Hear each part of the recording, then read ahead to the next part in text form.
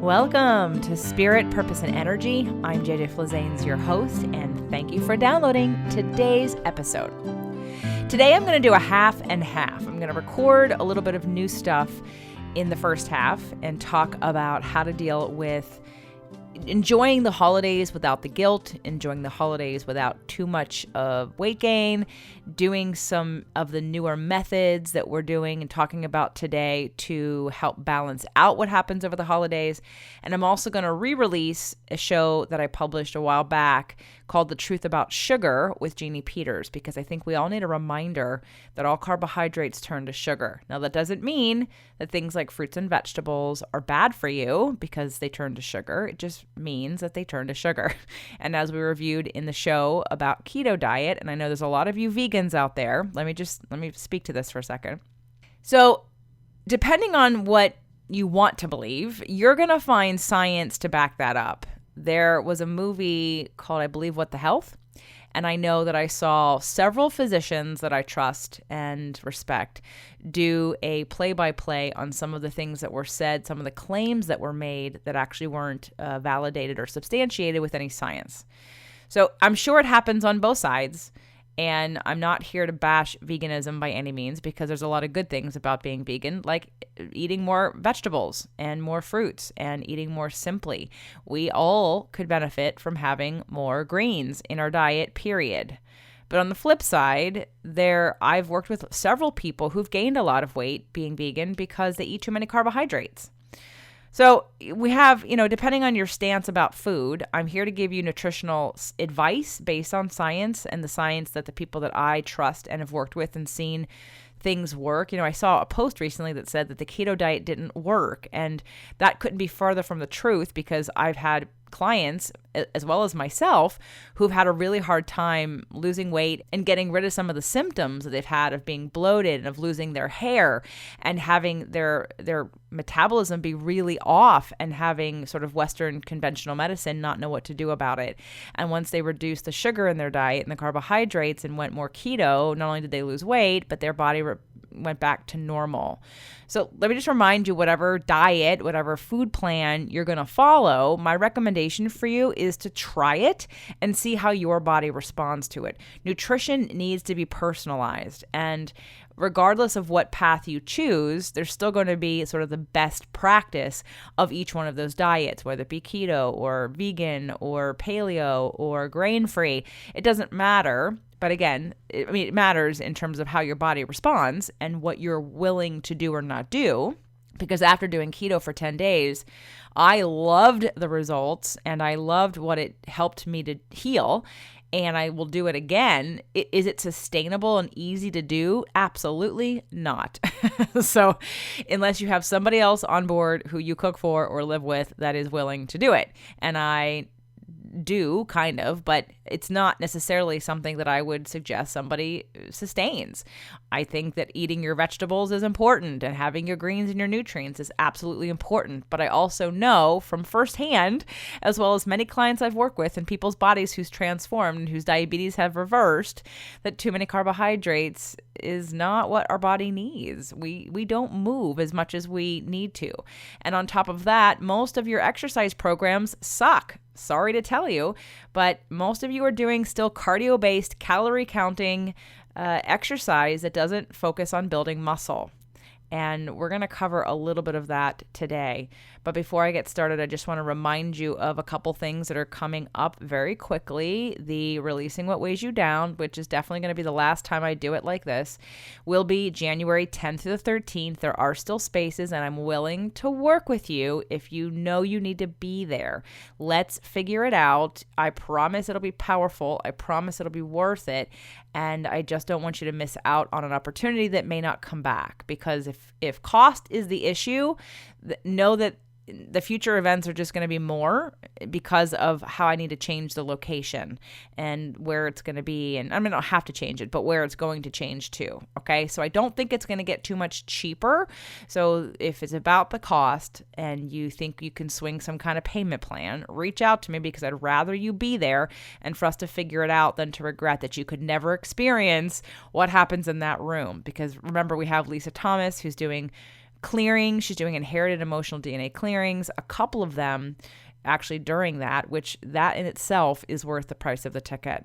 And then from there, you've got Jeanne Peters, who you're going to hear coming up here soon, talk about the truth about sugar, but she is doing brain health and detoxification. And of course, within that, it's going to be fat loss. And I'm sure she's going to answer questions about hormones and questions about carbohydrates versus protein versus fat. So that's all going to get covered in depth, as well as more personalized recommendations at the event. And then if the event is just not even possible, there is the virtual ticket. And with the virtual ticket, you get 3 months of accountability. So if you buy the ticket, you get the January recordings, which won't get to you till the end of January. You're going to get a February check-in, a March check-in, and an April check-in. So that in itself is worth way more than the price of the virtual ticket. And that's, again, to keep you on track. And then the last and cheapest option is the Manifestation Mastermind, in which you can focus on anything you want to. It is not entrepreneurs. It is not business-based. It is about manifesting. So if we're talking about manifesting love or relationships, it can be money and it can be health. And the goal is to have accountability, because most people do well and sustain their habits when they have accountability. And that is $97 a month, or $497 paid in full, starting in January, ending in June. It is a 6-month program, and I do have a few spots left. It is first come, first serve, so reach out to me if you need accountability. If you're waiting for the next free thing, that will be in March.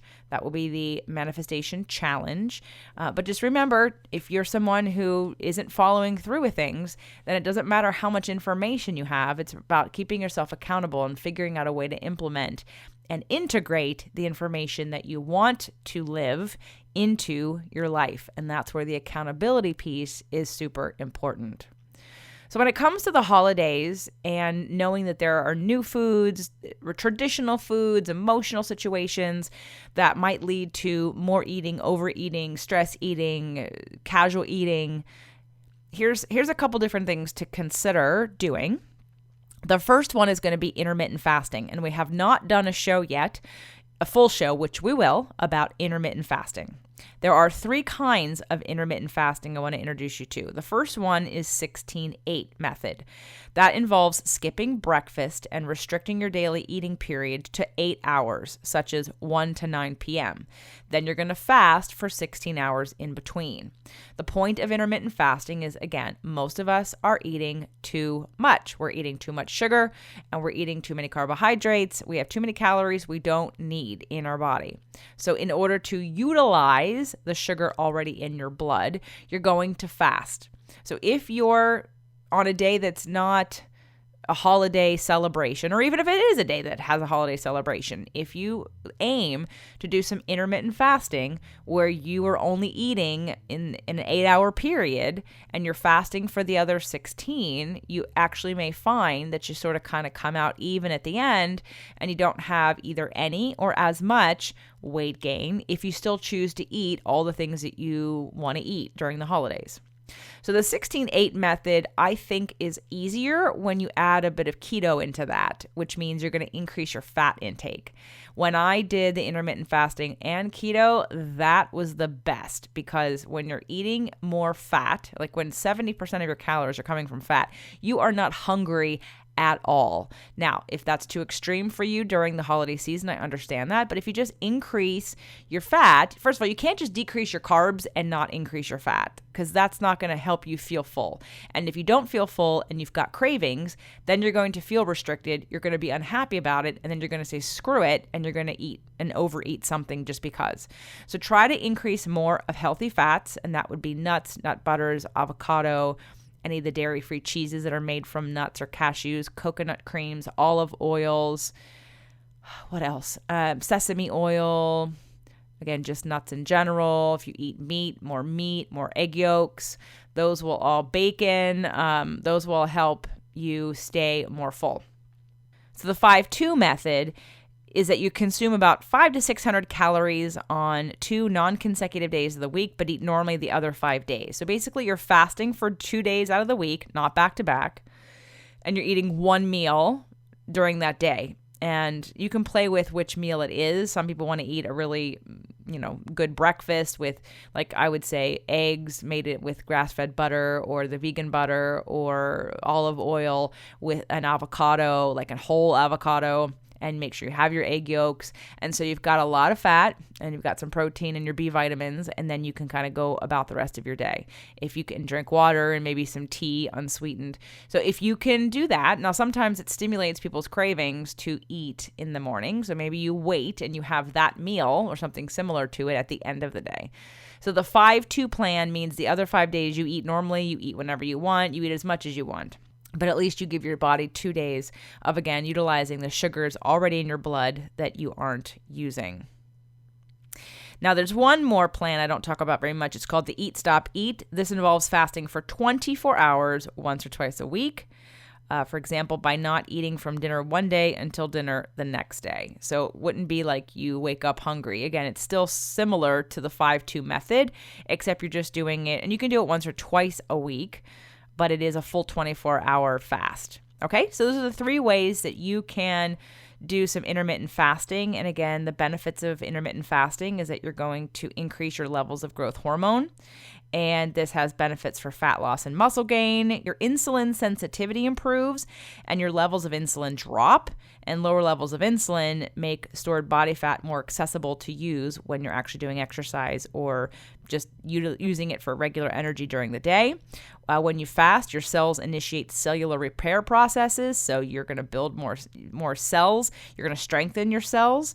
And there are changes in the function of genes related to longevity and protection against disease. So you're strengthening your cells and you're changing the functions of the genes for longevity and protection against disease when you fast. Because remember, back in the caveman days, we didn't have food accessible all the time. You had to go hunt it. And maybe sometimes you didn't find it. You didn't find the berries if you weren't eating meat. But if you were hunting anything or picking anything, think about winter.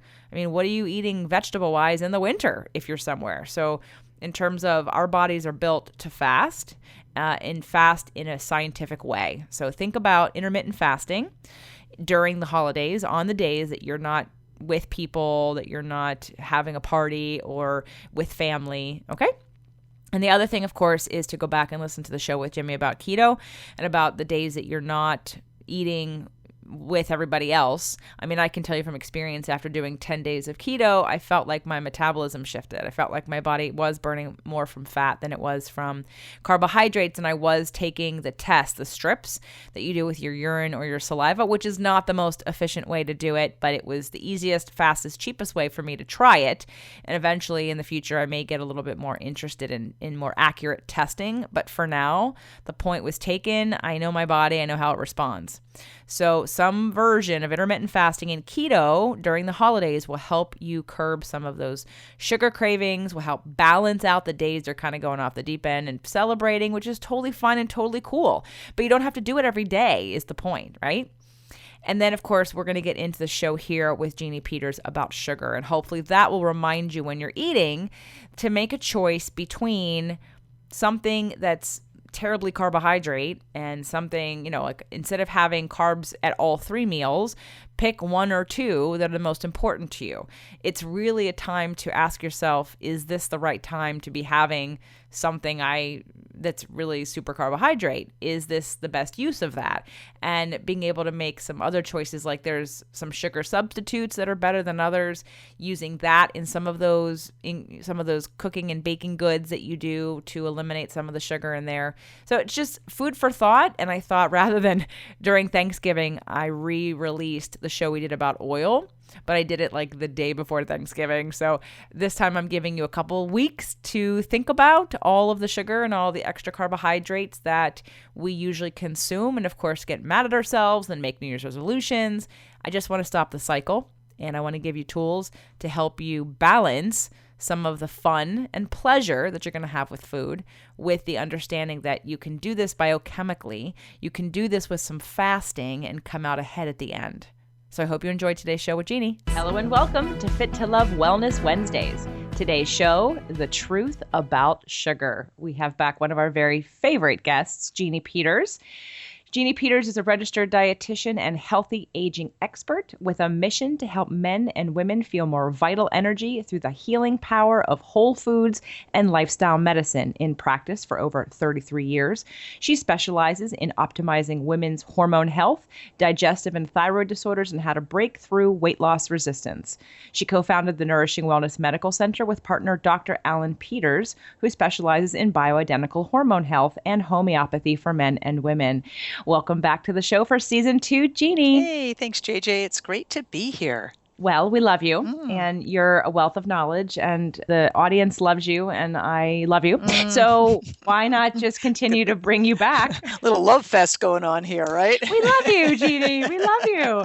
And one of the things that came up in season 1 on one of the shows that you and I had done was sugar. And there were so many questions from clients, from listeners about different kinds of sugar and sort of making sense of sugar substitutes. And I've heard people talking about sugar-free diets, but yet they're still eating carbohydrates. So I really want to break down the truth about sugar. There's Sure. just so much to know. And I know we're not going to get to all of it in this short podcast that we're going to do today, but let's just skim the surface. Let's start out by, and for those of you that haven't heard Jeanne on a show, Jeanne is the number one guest of the Fit to Love podcast show, both for Tasty Tuesdays and for Wellness Wednesdays. So check out one of her many shows on season 1. Oh, goodness. All right. Well, hopefully I can live up to that. But believe me, if you had to choose like a show to start off this new series, sugar is a really great place because it's one of the things that's really contributing to so many of the health issues that we see in our practice, JJ. And yeah, let's break it down and hopefully we can inspire people to be a little bit more aware of cutting back on sugar, all Right. forms. And let's talk about those. Let's just get this out of the way for anyone listening. All of the different illnesses, chronic pain and illness and disease and health effects that sugar has on us. I just sort of want to skim the surface. I know that everybody knows sugar is not good for you. So, but let's just go over sort of the impact that sugar is having on our bodies. Yeah, I think that's a really good place to start because, we got a major obesity crisis, but we've also got, blood pressure issues, people that are suffering from mood swings and headaches and even things like anxiety, brain fog. Much of this is related to like the excess amount of carbohydrates that people are consuming, and carbohydrates all turn to sugar.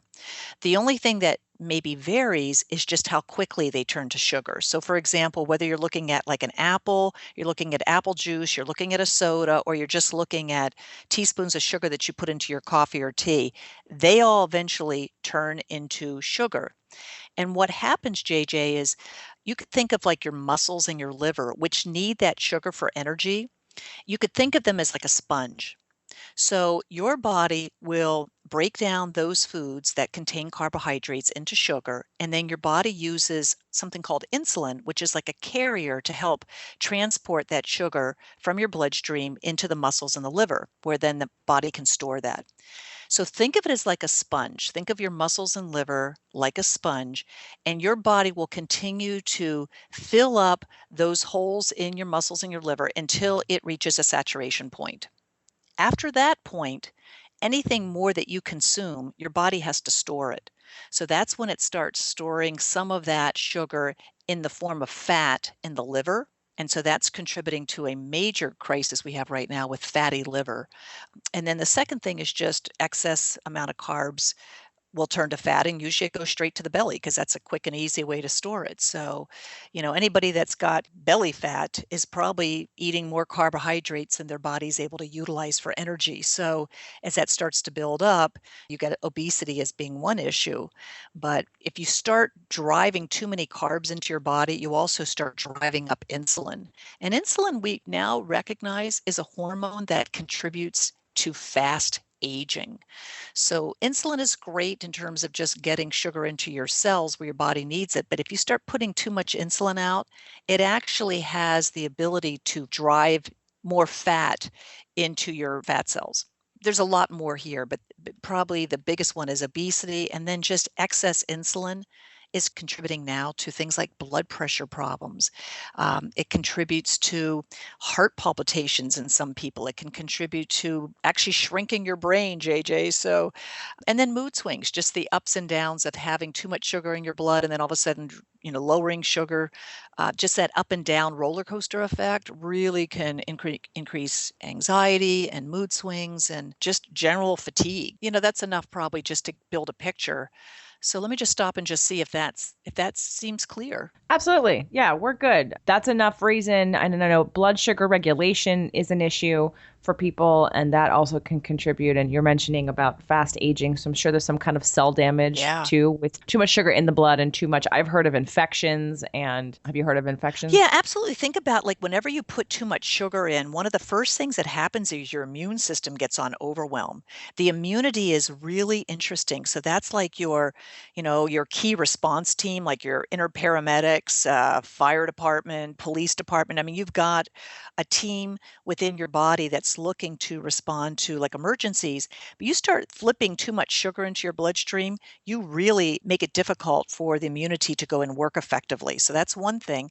The other thing is that if you've ever dropped sugar, on the floor and there was like something wet and it got sticky, it takes a lot of scrubbing to make sure you get that all otherwise cleaned up. Otherwise, things will tend to stick to it. You've probably had that experience. Well, the same thing is true in your blood. If you have too much sugar in your blood and you don't clear all of it out, it ends up sticking to the red blood cells of your body. So blood cells will start to clump together.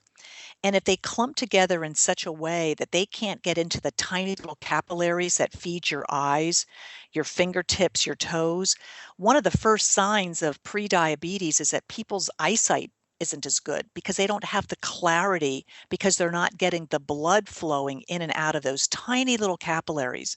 Or people might feel like their fingertips or their toes they don't have the circulation that they used to. Well, that's because these little tiny capillaries are not receiving this oxygenated blood because they're clumped up in such a way that they can't literally, one blood cell going into one capillary at a time isn't happening. So we know those are all signs of like early diabetes, but there's a lot more. I mean, there's probably 100 things I could talk about that are related to excess sugar. But anytime you have excess sugar, you're going to have excess insulin. So insulin is the carrier, and insulin makes your cells more brittle, tends to make your blood vessels a little bit less elastic. So you've got a whole set of issues with sugar and issues set up with insulin, and they're both connected. Great. So now we have a very clear picture of all the reasons why we want to reduce our sugar intake. And to be clear, all carbohydrates turn into sugar. And you said the difference is how much, right? And how fast. Yeah, it's like related to fiber. So like an apple is going to take longer to break down because there's more fiber in it than, let's say, drinking a glass of apple juice. So that helps build a picture too that foods that are higher in fiber are going to make that sugar move into the bloodstream in a better and healthier way. One of the reasons why we really push fiber or foods made with fiber. Right. So vegetables and fruit are still going to turn into sugar. They're just going to do it at a slower pace, Right. which won't spike your insulin level. Exactly. Well, and an apple and a vegetable in terms of the makeup has less sugar than a glass of apple juice. Yeah, really right? good point. Like if you have like a juicer, it'll take 3 apples to make like an 8-ounce glass of apple juice. Like one apple will make about a third of a cup. So, you drink a cup of apple juice, you can drink that in 5 minutes. It takes you to eat 3 apples. It probably would take most people. Most people wouldn't even finish 3 apples unless they were super hungry. But, it's probably going to take a good couple of hours. Whenever you have to chew slowly, it's providing a way in which that sugar is entering into the system in a way that the body can really handle it better, JJ. So yeah, it's a good analogy. Okay. So now let's start talking about and breaking down the different kinds of sugars that are out there. Mhm. And most of the people, I hope, that are part of the Fit to Love community are people that aren't necessarily doing chemical-based sweeteners and fake sugar, so to speak. And those would be the saccharin and the Aspartame and aspartame sucralose and sucralose, Yeah. which is found in Splenda. Mhm. so just for, in case anyone out there is still using any of these, can you give everybody just a quick overview of why we don't want to be using these? Yeah, sweetener lesson 101. Let's just talk about, why you want to avoid artificial sweeteners like the plague. Part of it is just all of these vary in their sweetness capacity from being anywhere from, let's say, maybe 10 to 15 times sweeter than sugar, up to like 400 times sweeter than sugar. So just that, when you put something on your tongue that's 400 times sweeter than sugar, we didn't realize 25 years ago that that actually immediately stimulates your pancreas to say, uh-oh, something sweet is coming. Let's start putting out a little bit of insulin. It's like the body is preparing because the tongue has it's almost like a sentry, like in front of a castle. Like there's a way in which the person who's guarding the gate has a way of being able to communicate to the rest of the troops inside. And that's what's happening with artificial sweeteners. They're so sweet that they're actually impacting our insulin. So in fact, like they're finding out right now that the impact of like a diet soda can actually raise your insulin levels. And even though you're not putting calories in, that has an impact because I mentioned insulin is something that has its own impact on your health. The second thing is that when those artificial sweeteners come into the gut, we actually have certain types of bacteria that will extract more calories from the foods that you consume, particularly around artificial sweeteners. So the way that those artificial sweeteners are communicating to that group of bacteria, Bacteroides, and I forget what the Firmicutes, I believe is the other one, they actually like flip a switch in which they're able to extract more calories. So even though you may be consuming something that has 1 or 2 calories, like in the case of a diet soda, this type of bacteria is able to extract more calories from the other foods that you're consuming. So that's something that was sort of surprising as researchers started looking more into these artificial sweeteners. And then the last thing is that they change your taste buds, JJ. Did you ever drink diet sodas? Oh God, not really. I think I've never ever liked the taste. Yeah, I did for a period of time, when I was like in my 20s and 30s, I was drinking a diet soda every day. And, I just got used to the taste of it. Then I decided I wanted to get off of all this stuff because I was trying to get off of caffeine. And when I went back to taste a diet soda, like maybe 6 months later, I was just shocked that I even reached a point where I was able to tolerate it because it is so much sweeter.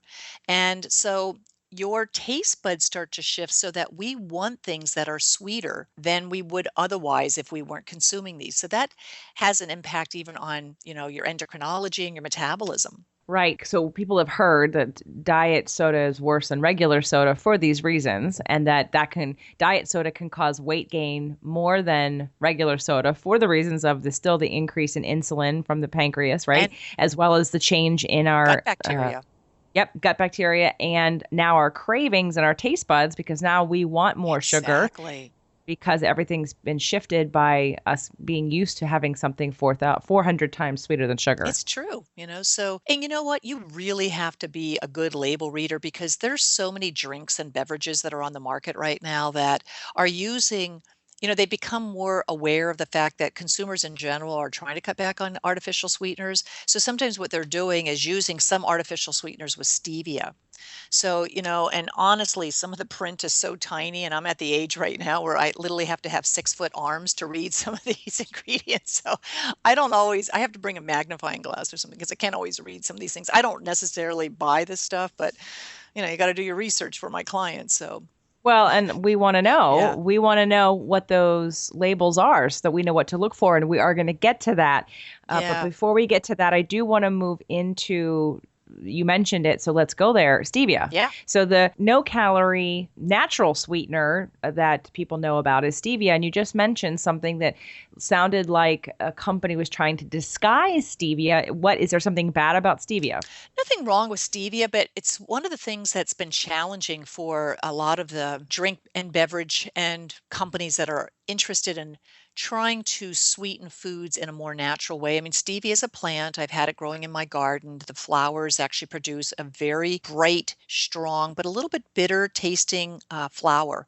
So they are able to process the flour and the leaves into a sweetener that's about 30 times sweeter than sugar. So it's not nearly that intensely sweet that you get with like aspartame or sucralose, but it's still sweet. So one of the challenges with stevia is that it's very safe in its natural form, and it can be used to sweeten most dishes and drinks, but it's something in which sometimes you get a little bit of a bitter taste. So that's been a challenge for food manufacturers in terms of how they could work with it. And some people, some drink companies, for example, are using just small amounts of it with the sucralose just to find the right blend, or they're using stevia with even a little bit of sugar just so that they're not putting as much sugar into drinks. So I think, if somebody has to use something in which they want a sugar substitute, stevia could be a good alternative for people. But just be aware of the fact that because of its being bitter, you might have to play with it a little bit to be able to find out how you can use it. And different companies' products taste different. I've experienced myself because I'm not a big fan of it, but I have found different products that do work and that taste better than others. And I've got about 10 other questions on different sweeteners. We're going to go over all the other sweeteners on the market, what the differences are, which ones have less sugar, which ones are really no different, and all those different labels. Okay, Jeannie, so we've discussed that stevia is a no-calorie, natural sweetener, 30 times sweeter than sugar, has a little bit of an aftertaste. If you like it, it's safe and healthy, yes? Okay, so what's the next best sugar substitute? A good substitute is something called Lohan. Lohan, sometimes it goes by Lohan Go. It's something that's found it's like out of China, and it's also a bit more expensive than stevia. It's a fruit that's been used as a sweetener for centuries. It's about 200 times sweeter than sugar. The good news about it is that the FDA puts out a list called generally recognized as safe. And if a sweetener ends up on that list, it's definitely got a good thumbs up. And they got that status back in 2009. And it goes into the bloodstream a little bit more slower. It's not something that's going to raise blood sugars as quickly, but it's still 200 times sweeter than sugar. So, I mean, you still have some of those other issues that we're dealing with, which is that your taste threshold is going to be altered by it. But it certainly has this safe status that, many of the other artificial sweeteners are still, and some of them have not made that list. And they won't. And what about xylitol? Yeah, xylitol, again, one of the key things that's nice about xylitol is that it's a sugar alcohol. So anything with OL at the end of the name means that it has the sweetness of sugar, but it's kind of functions in the body a little bit more like alcohol. So it contains fewer calories. Xylitol in particular is one in which it actually improves the mouth bacteria that live in your mouth. So that's why, in fact, a lot of chewing gum manufacturers, and they were using like toothpaste or mouthwashes, oftentimes they'll use xylitol in there because it actually helps improve the overall bacterial balance. The other kind of downside about xylitol, and I'm somebody that suffers from this, sometimes we'll get like a little bit of a loose stool because these alcohols don't get digested very effectively towards the end of the digestive process. So some people might notice that they might have a little bit of like thin stools. But xylitol in comparison has a great effect on your blood sugar. So it's a much better choice than, let's say, using plain old sugar. And what about coconut sugar, date sugar? Yeah, all of those are really nice, JJ. Although they still provide sweetness, they're not nearly as refined as what you would find in like white table sugar. So like a coconut sugar, if you eat coconut, you tend to taste a little bit of that natural sweetness that's there. Have you ever had the coconut pudding that's just naturally found in like a young coconut? I drink coconut water that comes right out of the coconut. Right, so it has a slightly sweet taste. So there's just some natural sugars that are found in there. There's not added sugar, but it's just some of the natural sugars that are found in those carbohydrates. And when they process that in such a way, they're able to go ahead and pull out, it crystallizes a little bit. That coconut sugar isn't going to be as strong as, let's say, white table sugar, but that's in fact why it's so beautiful, because you can get, maybe a nice sweetening effect. Let's say if you were making an apple crisp and you could put a little bit of it into the oats, without having that sharp, intense sweet taste and without having the tremendous impact on your blood sugars. So I like coconut sugar. I've been using it, and I have used date sugar. Some of these vary in price. thankfully the coconut sugar is coming down because, they just got massive coconut groves that are producing right now for, this country's amazing desire for anything, coconut water, coconut milk, coconut sugar. And I use coconut sugar and date sugar because of being paleo, and I've really enjoyed it. But I've heard sort of people talk about, these are still Sugar. sugar. Yeah, they're going to still And spike your so, blood. so there are better choices, but we're still looking at the fact that it's still sugar. Now, I'm going to go back a few steps. Stevia has no calories. Right. Lohan, does that have It calories? does. I probably should know it off. That's probably about 2 calories in a teaspoon. Most white table sugar is 4 calories, so it's like half as much. And xylitol has calories. Is it also half as much? I think it is, JJ, and I should know it, but off the top of my head, I don't. But Okay. it definitely I know has, it's less yeah. calories. And then coconut sugar and date sugar, I know has less calories, but unfortunately, because it is less sweet, people tend to use twice as much, right? Just to get that kind of to get the same amount of sweetness. So it makes it sometimes a little bit more expensive than regular sugar, and certainly, you probably end up using more. So let's quickly, I know the show just went by so fast and people have probably a ton of questions. And so if you're listening and you still have more questions, so let's talk about recommendations of sugar. How much sugar? Is there a better time to be having sugar? Is there a terrible time to be having sugar? And how much do we want to be, what forms we want it in? Yeah, it's a great question. 2 quick tips I can give to people. Everybody can benefit if we just consider trying to dial down our taste for sugar. So that can come in a couple of ways. One is that if you're used to using any sweeteners, whether it's sugar or even artificial sweeteners, maybe just start dialing that down so that you're using less. Put everything in half and just see how you do, because that right there, that's going to help, weaning yourself off of some of these sweet foods and beverages over a period of time is going to help improve your health. The second thing to look at is if you can at least consume sugary, if you eat, let's say, a piece of chocolate, or you have it with something that's got some protein or fat. Like, for example, if I buy chocolate, I'm always going to buy it with almonds, because just the fat in the almonds is going to help slow down how quickly that sugar enters in my bloodstream. Or I might have a piece of dark chocolate with maybe a cup of hazelnuts. So fat plus a carb, the fat will slow down how quickly that sugar rushes into your bloodstream. And then if you're somebody who enjoys, something sweet with a meal, consider possibly having, something like protein with it. So for example, I love fruit.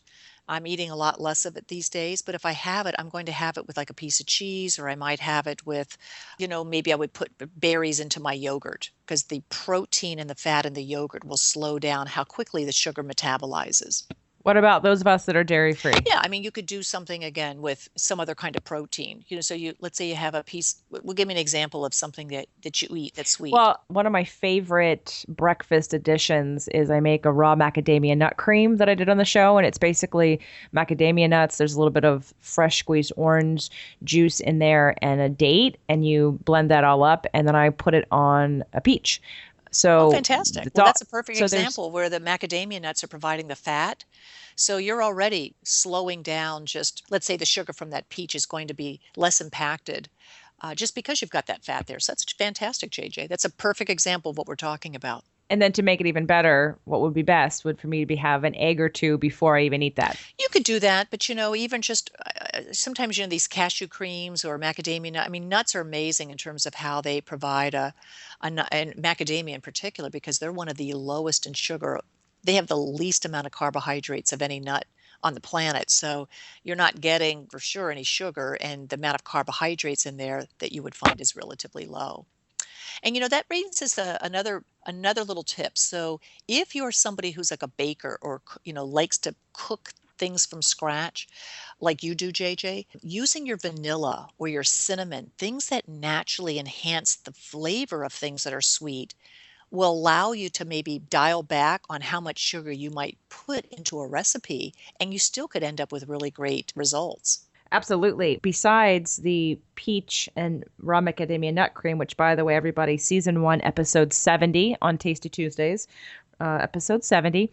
I also just will open up a peach when it's the season and sprinkle cinnamon on it. Oh, wonderful. See, I love that idea. Yeah, absolutely. I hear you. Ever since going paleo and changing sugars. Oh, and I know we have to mention this and we're running out of time, but quickly on the honey, because that's what I didn't get, because part of the paleo sugar, right, is not using white refined sugar, but coconut sugar, dates, and then honey and maple syrup. So can you talk to the honey maple syrup Oh, conversation? sure. I mean, I have to speak out on, honey because I'm somebody that I love the effect of raw honey has for people who have allergies. So, honey is just naturally really high in fructose, but it's natural in its raw form and it's got a lot of health benefits when used in moderation. So, for example, if you like to use like a teaspoon of raw honey in, let's say, a cup of hot tea, I mean, it fools your metabolism a little bit because fructose doesn't stimulate insulin in the same way that other sugars like table sugar will do.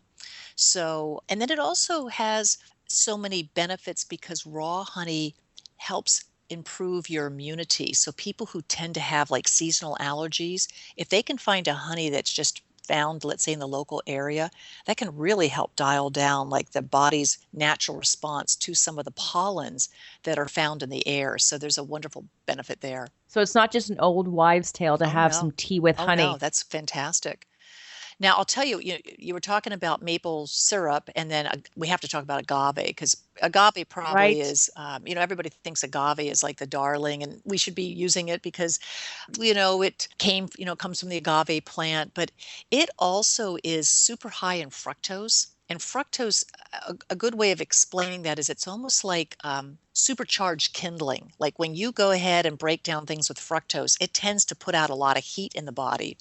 So all the agave that's being manufactured right now, for the most part, is like a super condensed fructose syrup. It doesn't really have much nutrient value. I really kind of frown on it, even like the raw agave, because we're just putting out so much of it. And, you'd be better off if you're using it, really dial it down and maybe switch to actually using a little bit of honey if you like a sweetener. And maple syrup. Maple syrup, I mean, again, the just the whole processing of maple syrup, you're going to get a pretty strong, you get a little bit of fructose that's in there. It's not as high as like an agave. Agave, like, I think it's 70 to 90% high fructose corn syrup, or it's more of a super condensed fructose syrup. You don't get that as much with maple syrup. But here again, these are really strong sweeteners, JJ. You could probably get by with using, if a recipe called for a quarter of a cup of maple syrup, and you start experimenting with using other ingredients like cinnamon and vanilla, you might be able to get by with half that amount. So I do a paleo, grain-free, of course, gluten-free, and even dairy-free chocolate chip cookie bar. It's episode 26 in season 1, and it's paleo, so the only sugar is honey. And it's actually a third of a cup of honey. And because it's not super sweet, and I use my own homemade almond meal to make it just a little bit sweeter, I add a dash of cinnamon. Oh, fantastic. Again, to sort of cut and then you're going to have the chocolate chips in there. And I use a brand that actually is sweetened with stevia. And it's completely dairy free and there's no casein or whey. And send some on there's my no way. sugar. I'm ready for a piece right now. I just made them yesterday for a birthday. I literally make them all the time. And everywhere I go, I'm like, episode 26, episode 26. I'll have to go. It's like, I'll go and check it out. It's my marketing. Okay. So, okay, good. Okay. So I know there's probably still sugars we haven't covered, but we are running out of time. And I want to make sure everybody knows that if they want to start working on this with somebody, that they can come to you. So Jeanne, can you tell us a little bit how people can reach you and some of the services that you offer? Yeah, I'm a registered dietitian. I've been in private practice for 34 years. I work in tandem with my husband at the Nourishing Wellness Medical Center. You can just go to our website, nourishingwellness.com. Feel free to go ahead and send me an email if you have a quick question, JP for Jeanne Peters at nourishingwellness.com. Both great ways to reach me. And like always, Jeanne will be back for more Wellness Wednesdays, and you can watch her on Tasty Tuesdays. We did a lot of great Tasty Tuesdays in season 1. Make sure to check those out. Jeanne, as always, a pleasure. Thank you so much for being here. Thank you, JJ. We'll talk soon.